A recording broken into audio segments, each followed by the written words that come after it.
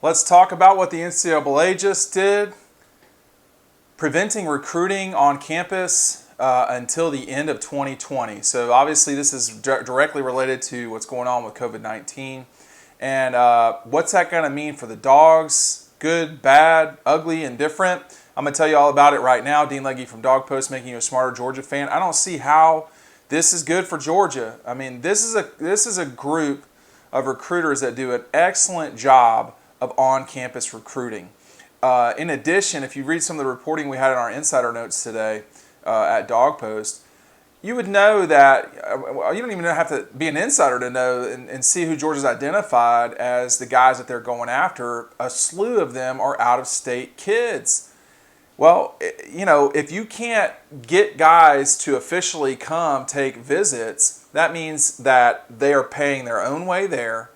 They're paying for the lodging, the food. They're paying for everything. It's all on their dime. Most players can't shake free like that quickly because keep in mind, some of these guys are playing football on Friday nights. Now, not all of them, of course, but some of them are. And it just becomes very complicated in terms of logistics getting on campus. Secondly, you don't get, and this is really what separates Georgia, I think, from pretty much everybody else, or at least the top handful of recruiting folks. You don't get to have one-on-one FaceTime with coaches, and the kids don't get that, either. They don't get to see the insides of the facilities. Those sorts of things are prohibited. I understand where the NCAA is coming from with this. This is really about potential student athlete well-being. They're called PSAs. That's a recruit. That's a term for a recruit in the industry. Actually, that's a term inside of NCAA institutions. We're talking about PSAs all the time. That just means a recruit. So when you see all these guys that are committed to Georgia right now, that's probably not that big of a deal. They'll probably be okay. That's not a group that you should really be concerned about. But if you're trying to make up time, or you're trying to further and deepen your relationship with someone who's from out of state, say they're from Louisiana, you can drive to Athens from Louisiana, but you'd fly. I mean, you'd fly from Shreveport or New Orleans or Baton Rouge, you'd fly into Atlanta, and that's what it would be. That's not going to happen now. The university can't pay for it. So this is not, it's hard to know how damaging this is going to be, because part 3 of this is we still don't totally know for sure if we're going to have signing day on December 17th like we've had in the recent past. My suspicion, they should not have it then. They just shouldn't.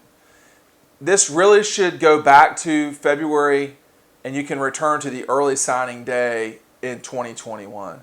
But these kids aren't being able to visit. They can't go to games and be on sidelines. They can't do everything that is associated with recruiting, whether you're at South Carolina State, Washington State, or Georgia State.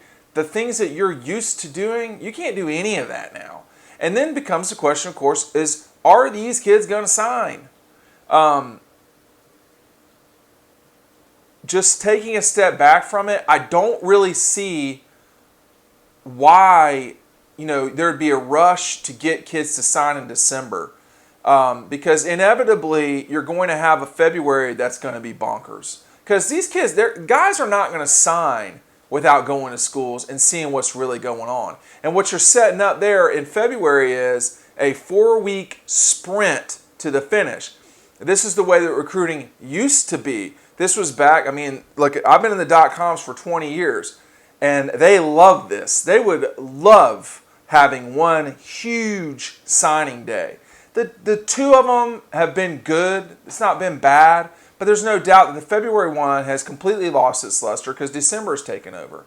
And the question is now, can these schools really make the case to the NCAA that they should have a December one? Now, if you don't have December, that means you've got change. And the NCAA is not real good with change. So I don't know what will happen with that. But if you're the kids, you really should wait until February. Now, that's not going to be good for late bloomers. That's not going to be good for, if you're not committed to a school. For instance, Brock Vandegrift, he doesn't have anything to worry about. You look at the board at Georgia, that's not going to really hurt them in a major way. Mississippi State, South Carolina, then you're scrambling a little bit more, not a lot more. The things to watch here are, how are Kirby and company going to get around this in some way? Because they'll get around it. That's the question, is how do they figure out how to adhere by the bylaws of the NCAA, but get around and have kids on campus in some way? Is it virtual? Is it, you can't set it up, so you're going to have to deal with that. Is it 3D? Is it like a Samsung phone situation? Is it Zoom calls all the time? It's not working the way it used to. Everyone watching this knows it. That's the thing. And then, of course, the other question is, are they going to continue with the December signing day period? But at the end of the day, this is not great news for Georgia. They do have a very gifted class, but they typically close hard in December. We've seen that with Kirby. Can they do that if things get pushed to February, whether it's from the NCAA or the kids? That remains to be seen. I want to have you check out this Brock Vandegrift highlights right now from his first game. We'll see you over on that video.